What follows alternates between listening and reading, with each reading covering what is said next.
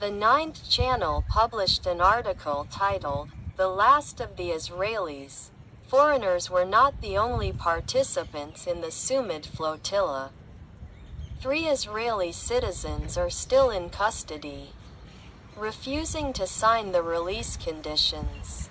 Author, Borislav Protchenko, journalist, editor.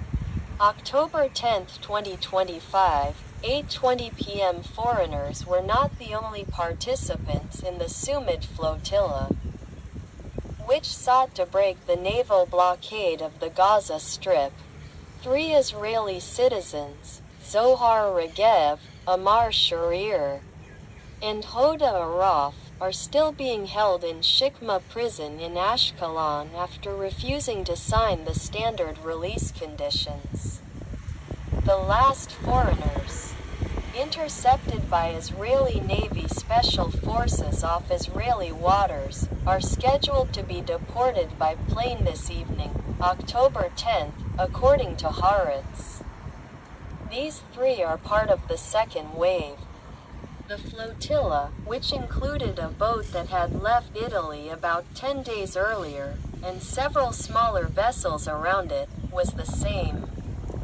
However, the outcome was the same for everyone. On the evening of Wednesday, October 8, the Israeli Navy thwarted the attempt to illegally enter Israeli territory and arrested all the trespassers. On Thursday, the 9th, the Ashkelon Magistrates Court extended their detention. At the hearing, the Israelis' lawyer, Hadil Abu Salah of Adalah, an organization that defends Arab rights in Israel, argued that there were no grounds for her client's arrest. They could not be charged with illegally crossing Israel's border, since they were essentially brought into the country against their will. She also argued that they were civilians in any event and therefore could not be considered trespassers under the law. According to the defense, the order prohibiting Israelis from entering the Gaza Strip is invalid in international waters, where Israeli special forces stopped the boats, flotilla, and, in general, this ban, they say, has no legal force, since it was not published in official documents.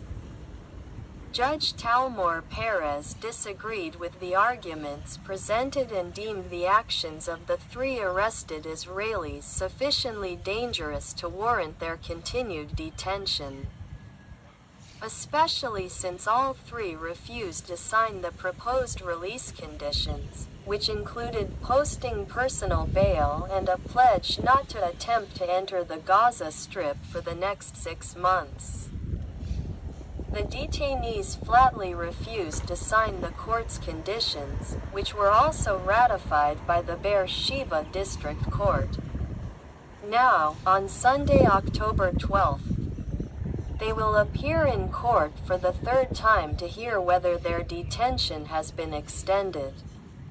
If you liked this work, please give it a like. This will help spread the word.